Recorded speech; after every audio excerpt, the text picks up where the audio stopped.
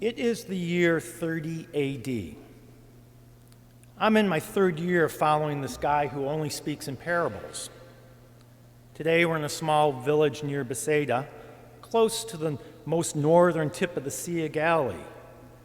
Just the other day, my buddies and I witnessed an amazing thing, a miracle perhaps.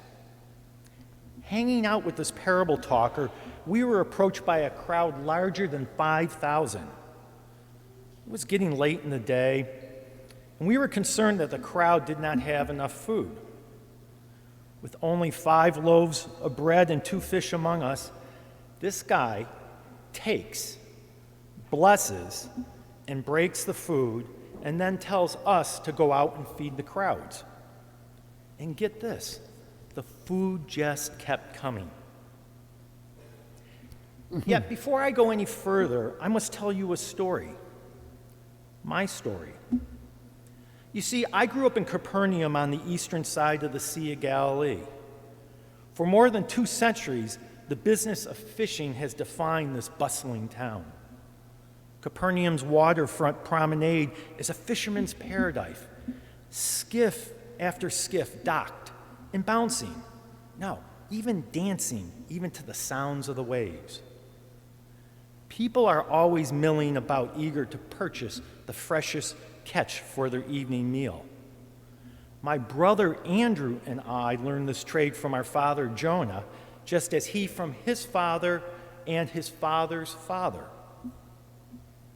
You see, we're in our early 20s, simple, uneducated, and far from middle class. All we desire is to be skilled in our trade, live the Jewish law, pay our taxes imposed by Rome, and provide for our families. My father Jonah has thick hands and forearms, heavily calloused from a lifetime of working the nets. The sun has made his face leathery and deeply tanned. This too is my destiny. Then a few years ago, my life changed. You see, this parable talker that I'm hanging around with stepped into my skiff one day and said, "I want you, me, to be fishers of men." He even said crazier things, like he was going to change my name from Simon to Peter, and that I was going to be the rock which he was going to build his church. Peter, a rock, a church. Wow. So this brings me back to today.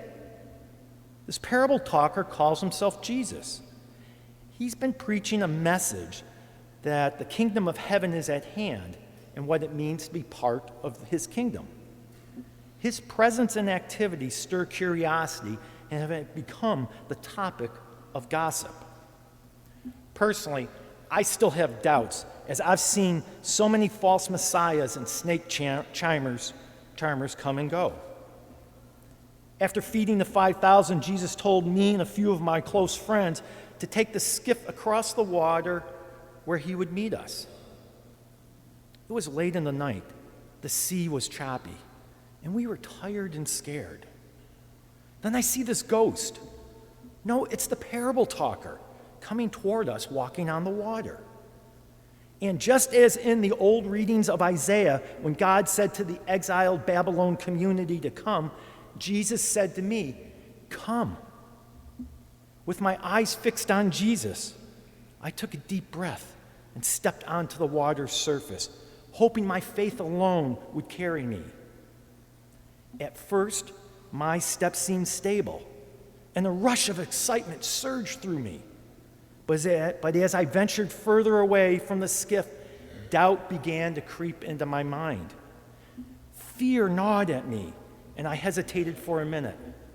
My heart pounded in my chest, and I questioned my own abilities and the sanity of my actions. Am I a fool to attempt such a feat? Struggling to maintain focus, a gust of wind stirred the waters, and I took my eyes off Jesus. Fear, doubt, despair had totally consumed me. Once more, my faith wavered, and I began to sink.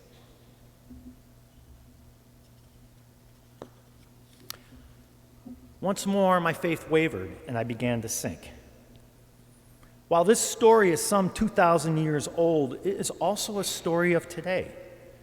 Perhaps you recognize some of yourself in it.